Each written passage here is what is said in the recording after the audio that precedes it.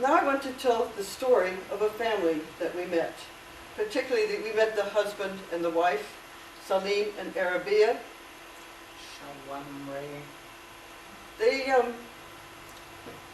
Salim was born in the old city. His family had a coffee shop, but after '67 he ended up in a refugee camp.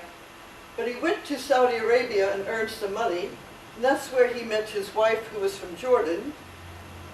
And he wanted to go back to Jerusalem. She wasn't very keen, but he did anyway. And they went to a suburb of Jerusalem called Anata, where he bought some land. Now that's part of the West Bank that's under military control, but it looked like these things would be in flux, and that's the only place they could afford to buy some land. So he bought a bit of land, spent $5,000 for a building permit, was turned down because it was agricultural land. Any unbuilt Palestinian land was deemed agricultural. But he was told that, look, you can get a special permit to build on agricultural land. So he spent another $5,000 and applied for a special permit. This time, he was told it was too steep.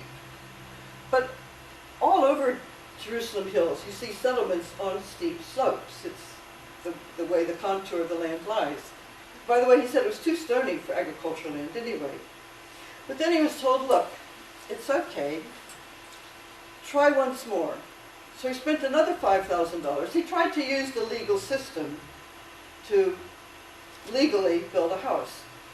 So he spent another $5,000, and this time he was told, well, look, you've only got one signature on your ownership permit. You need two. Besides, we're going to build a road right nearby. So he was turned down again. At this point, he realized they needed a place to live. They were running out of money. So he built the house anyway, hoping that there were going to be peace talks, or maybe he could get away with it for 10 years, because it's very irregular whether houses are actually demolished or not. And they lived for a while in their house until, even though they had a demolition order, until along came some nearby settlers. And notice they're allowed to carry guns. He's a civilian, supposedly, and he's got the army behind him. And just said, you know, Salim said, what are you doing? This is my house. And he said, no, it's our house now. You've got 15 minutes to get out. Now it just happens that there was a demonstration nearby of ICAD and a Palestinian housing NGO demonstrating in some municipal offices about house demolitions. He was able to ring them up and said, look, why don't you come here? And they, oh, we'll go to a real demolition. Usually, this is done at about 3 in the morning. And this is the only case that has been photographed. I think, well, he was knocked down, but That's Salim, isn't it? that's Salim on the ground. Knocked down. Well, by, I don't know if it was the settlers or the army, I don't know, somebody did it. And the house was demolished, and the trees were demolished. By the way, when he built his house, he brought in a lot of topsoil and planted, he said, 52 trees. So it wasn't suitable for agriculture then, but he made it more suitable. But the activist groups thought, look, we've got a record of this. Let's make an issue of this that we can go international with. Let's rebuild. So groups got together to rebuild,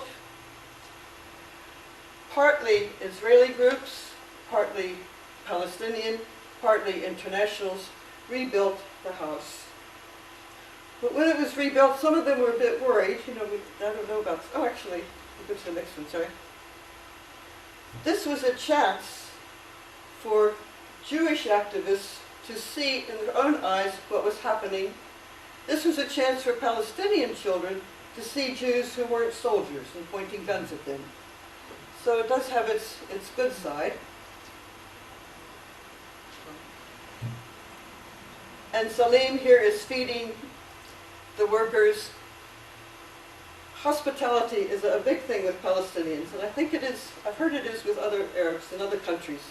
Our group met him at night in a tent or no, in that first house, I'll talk about that in a minute, he came out with this huge platter of food and said, "You're not leaving to eat all this."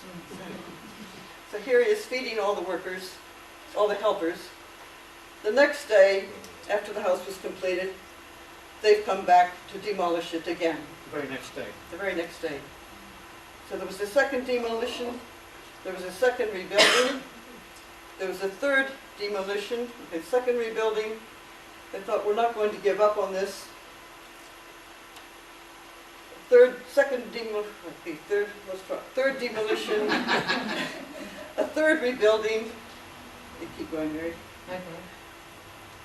Finally, the family moved into a small flat in Jerusalem itself. They realized they wouldn't be able to live there. This is where we met. Nobody lives here, but it's the final building of the house. It's still under demolition order, by the way, but it's where activist groups meet. They have camps there every summer where people come from around the world and build houses. They've actually built about 250, but thousands have been destroyed. So in that sense, it's a drop in the bucket, but it is something.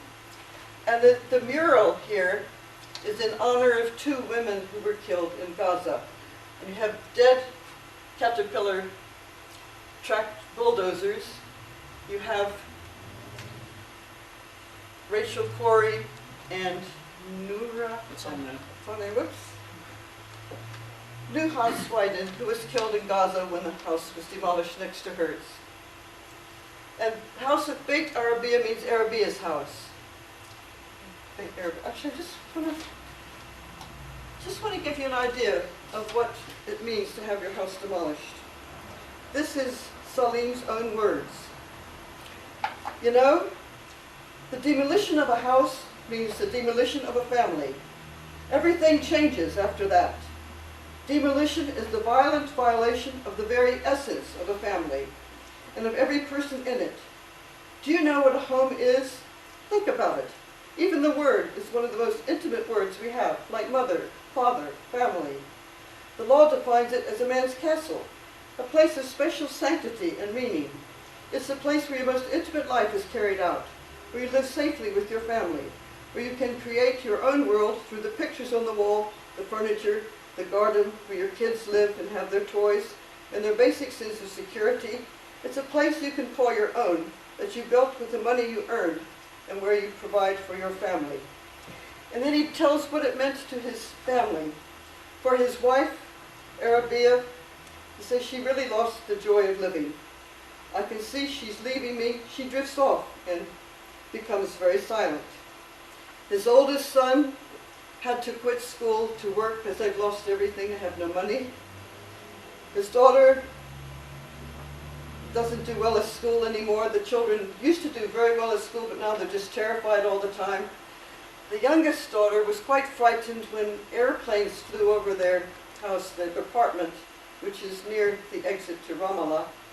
She started, and Salim was saying, "Don't be afraid, I'm here to protect you." And she said, "You can't protect us. I saw what they did to you." And this just brings tears to his eyes. You don't say that to an Arab man, that you can't protect his family.